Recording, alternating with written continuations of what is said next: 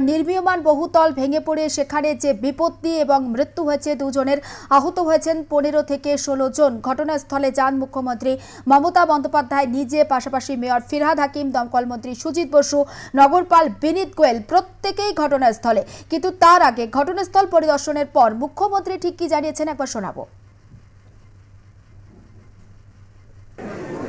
আমি মেয়রকে জিজ্ঞেস করছিলাম যেটা অফিসিয়াল পারমিশন দিয়েছি কেন,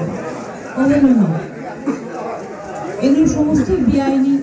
আমি শোকসন্তপ্ত পরিবারের কাছে দুঃখ প্রকাশ করছি এই ধরনের ঘটনা ঘটার জন্য। ইনলিগাল যে কাজগুলো কেউ যদি করে থাকে তার বিরুদ্ধে অফিসিয়াল অ্যাকশন নেওয়ার জন্য আমি প্রশাসনের কাছে অনুরোধ করব। আর যে পরিবারগুলো আজকে অসহায় হয়ে গেছে তাদের পাশে তো সরকার দাঁড়াবে।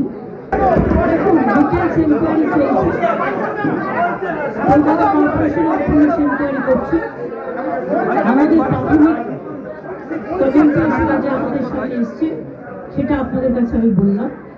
বাদ বাকি তদন্ত করে প্রশাসন অ্যাকশন নেবে। আমি একটু এখান থেকে হসপিটালে যাব, কারণ পরিবার পরিজনরা হসপিটালে আছে, তাদের সাথে একটু দেখা করবো। মুখ্যমন্ত্রী মমতা বন্দ্যোপাধ্যায়ের বক্তব্য আপনাদের শোনাচ্ছিলাম এবং গোটা ঘটনা নিয়ে যথেষ্ট উদ্বিগ্ন মুখ্যমন্ত্রী মমতা বন্দ্যোপাধ্যায়। তিনি জানান মেয়রের সঙ্গে তার কথা হয়েছে এবং এলাকা যথেষ্ট ঘিঞ্জি এলাকা এবং যে অবৈধ নির্মাণ রয়েছে এলাকাতে সেটাও কার্যত স্বীকারও করে নিয়েছেন মুখ্যমন্ত্রী মমতা বন্দ্যোপাধ্যায় এবং আগেই জানিয়েছিলেন এলাকায় যথেষ্ট অবৈধ নির্মাণ রয়েছে মেয়র ফিরহাদ হাকিম। চলুন ঘটনাস্থলে আপনাদেরকে নিয়ে যাই, সেখান থেকে প্রতিনিধি সায়ন্তিকা বন্দ্যোপাধ্যায় সরাসরি রয়েছেন। এখনকার সেখানে ঠিক কি পরিস্থিতি, কি চলছে সেখানে সব মিলিয়ে আপডেট জানবো সায়ন্তিকা থেকে। সায়ন্তিকা,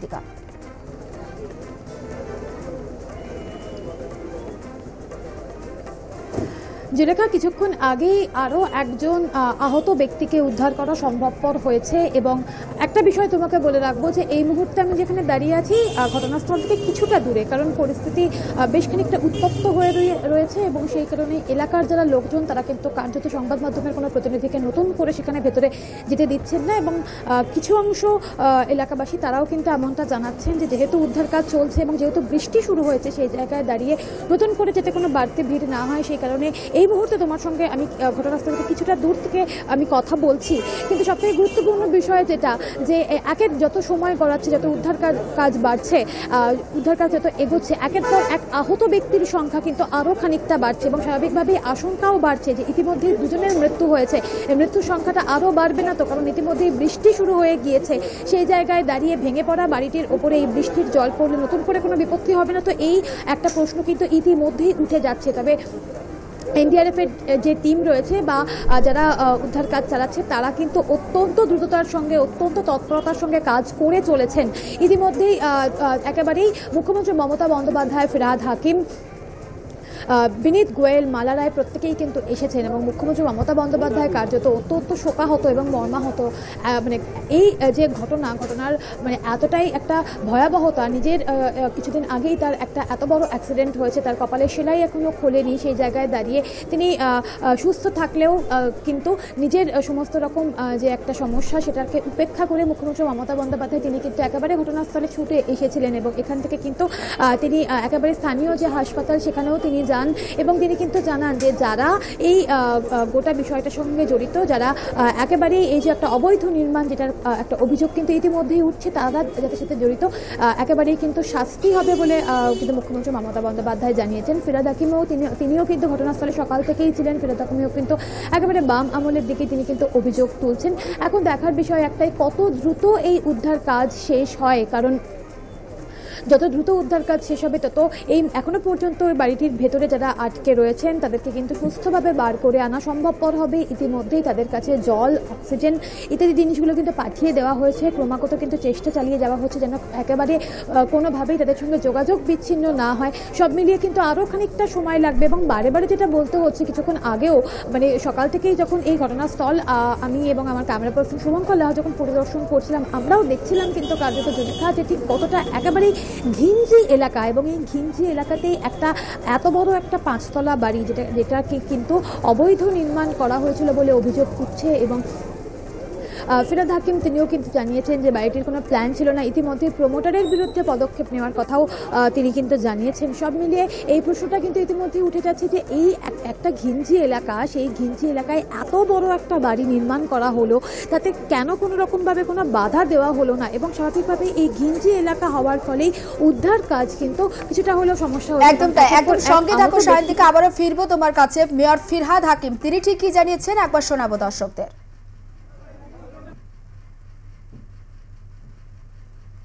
আমরা দেখে নিচ্ছি, এরপরে যদি পাশাপাশি কোনো ডেঞ্জারাস বাড়ি থাকে সেটা নিশ্চিতভাবে ইঞ্জিনিয়ার, আমি তো ইঞ্জিনিয়ারিং পাস করিনি, কমার্স গ্র্যাজুয়েট, তো ইঞ্জিনিয়াররা যদি বলে সে অনুযায়ী ব্যবস্থা করবে। পাশে একটা বাড়ি হেলে পড়েছে 2 বছর আগের জন্য, মানে এই বিষয়টা মানে আবারও যাতে নিশ্চিতভাবে আমাদের নজরদারি বাড়াতে হবে। এবং এখন কেন করছে এটা আমার কাছে একটা আশ্চর্য, কারণ এত সুবিধা আমি করে দিয়েছি, এখন ইল্লিগাল করার দরকার নেই। স্থানীয়দের অভিযোগটা হচ্ছে জলা জমি বুঝিয়ে বাড়িটা হচ্ছে 3 ফুটের রাস্তায় 6 তলা বিল্ডিং হয়ে যাচ্ছে। হচ্ছে এটা প্রথম নয়, ওই রাস্তাতেই 3 তলা আরো কয়েকটা হয়েছে, যেটা 12 বছর 15 বছর 20 বছর 25 বছর আগে হয়েছে।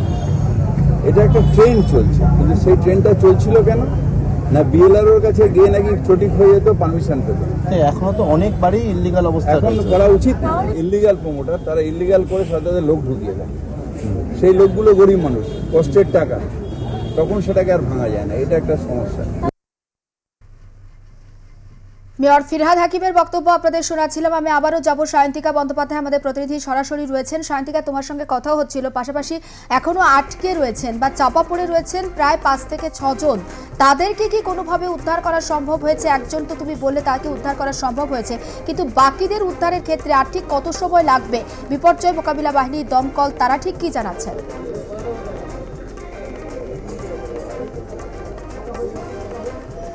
দেখো, একেবারেই তাই। ইতিমধ্যে কিন্তু কিছুটা হলেও স্বস্তির খবর যে যারা আটকে আছেন এখনো পর্যন্ত ওই ধ্বংসস্তূপের মধ্যে, তাদের মধ্যে থেকে একজনকে বার করে আনা সম্ভবপর হয়েছে। এবং তাকে যখন বার করে আনা হচ্ছিল, একদিকে যেরকম একটা এই ভয়াবহ একটা পরিস্থিতি থেকে তিনি যেন মুক্তি পেলেন, জীবনে ফিরলেন, সেই যেন একটা বিষয় ছিল, কিন্তু তার আঘাতও যথেষ্ট গুরুতর। কারণ কার্যত তাকে তার পায়ে কিন্তু একটা পা জোড়া কিন্তু রক্তের ছাপ রয়েছে, এবং সেই জায়গায় দাঁড়িয়ে একেবারেই তারও যে আঘাত যথেষ্ট গুরুতর এমনটা কিন্তু আমরা জানতে পারছি। এবং একেবারেই তুমি যেরকমটা জানতে চাইলে যে ঠিক আর কতক্ষণ সময় লাগবে, সেটা বলার আগে তোমাকে একবার বলবো যে এই যে যারা আহত হয়েছেন তাদের ট্রিটমেন্টের বিষয়টা, তারা কে কতজন আহত হয়েছেন, আমরা যেরকমটা জানতে পারছি যে ইউনিকর্ন হাসপাতালে 10 জনকে অ্যাডমিট করা হয়েছে, তাদের মধ্যে 4 জনকে আইসিইউতে রাখা হয়েছে, 6 জনকে এইচডিইউতে রাখা হয়েছে, এবং আপাতত এই 10 জনের অবস্থা এখনো পর্যন্ত স্থিতিশীল বলেই আমরা জানতে পারছি।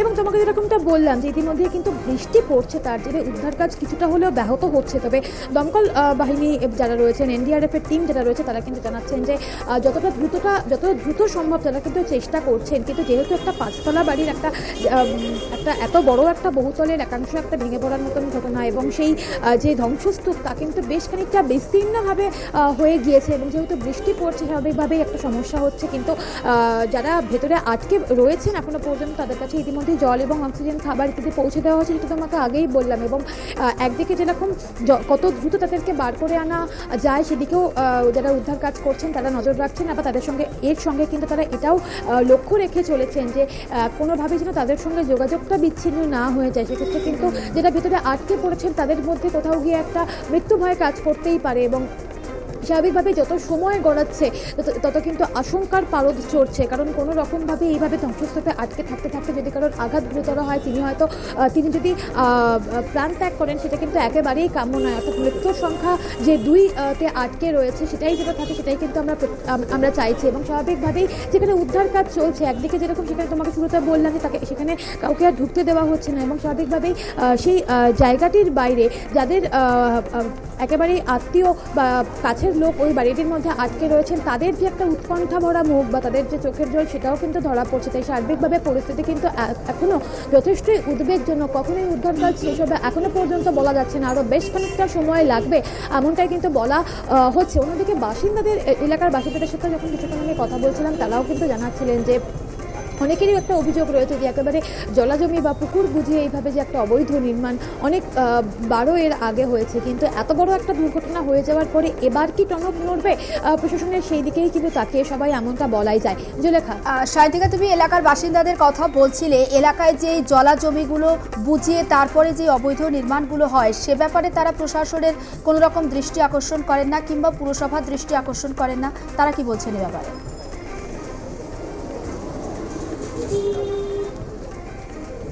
দেখো, একেবারেই ঠিক এই স্পেসিফিক প্রশ্নই কিন্তু তাদেরকে করা হয়েছিল, কিন্তু এই প্রশ্নের উত্তর কার্যত অনেকেই এড়িয়ে গেলেন। কোনো কিছুর চাপ নাকি তারা বলতে নারাজ, সেটা কিন্তু বোঝা সম্ভবপর হয়নি, কিন্তু একেবারেই এই প্রশ্নটাই তাদের কাছে করা হয়েছিল। কিন্তু আজ এত বড় একটা দুর্ঘটনা ঘটে যাওয়ার পর তারপর কার্যত কিন্তু সবাই একেবারেই ক্ষোভ উজাড় করে দিচ্ছেন। তারা কিন্তু বলছেন যে এখন কিন্তু একটা এত বড় ঘটনা ঘটে যাওয়ার পরে, দুটো মানুষের প্রাণ চলে যাওয়ার পরে তখন কিন্তু তারা সরব হচ্ছেন যে একেবারেই এই যে অবৈধ নির্মাণ, পুকুর বুঝিয়ে একেবারেই এই বহুতল নির্মাণ, সেটার কথা কিন্তু তারা বলছেন। কিন্তু এই বিষয়গুলোকে সরিয়ে রেখে যদি আরও একবার উদ্ধার কার্যের দিকে তাকানো যায়, কারণ মেয়র ফিরহাদ হাকিমও কিন্তু সেই কথাটাই বলেছেন যে আগে উদ্ধার পরে তদন্ত, একদমই তাই, একদম এটা একটা সমর্থনযোগ্য কথা। কারণ যারা আটকে রয়েছেন বাড়িটির ভিতরে কত দ্রুত অন্তত পক্ষে প্রাণটুকু হাতে নিয়ে তাদেরকে বার করে আনা যায় সেদিকেই কিন্তু এখন তাকিয়ে প্রত্যেকে, কার্যত আমরাও কিন্তু সেটারই অপেক্ষা করছি যে কখন এই ঘোষণাটা হবে এবং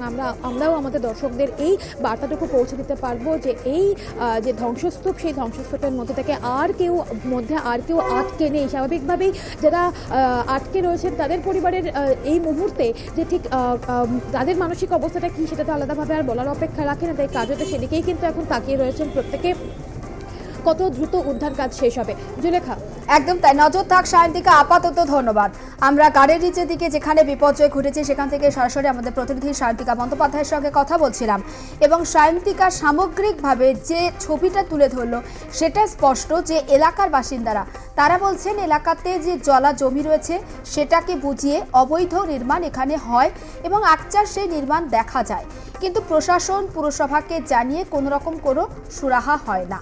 এবং এখন যে দুজন সহনাগরিককে আমরা হারিয়েছি, এই মৃত্যু কি কোথাও গিয়ে টনক নাড়াবে পুরসভা কিংবা প্রশাসনের, এই প্রশ্ন যেমন উঠছে, পাশাপাশি ঘটনাস্থলে যারা আটকে রয়েছেন কত দ্রুত তাদেরকে সেখান থেকে উদ্ধার করা সম্ভব। এখনো পর্যন্ত একজনকে উদ্ধার করা সম্ভব হয়েছে এবং তার আঘাতও যথেষ্ট গুরুতর। এবং এই মুহূর্তে যে ছবি দেখতে পাচ্ছেন আপনারা, দুর্ঘটনার মুহূর্তের ছবি আমরা আপনাদের সামনে তুলে ধরছি, এবং রাত্রি 12টার পরে, একেবারে মধ্যরাত বলা চলে, তখন এই বিপর্যয় ঘটে এবং বাকিরা যেখানে আটকে রয়েছেন তাদের সঙ্গে একদম প্রতিনিয়ত কমিউনিকেট করে চলেছেন বিপর্যয় মোকাবিলা বাহিনী এবং এনডিআরএফ, পাশাপাশি পুলিশ আধিকারিকরাও।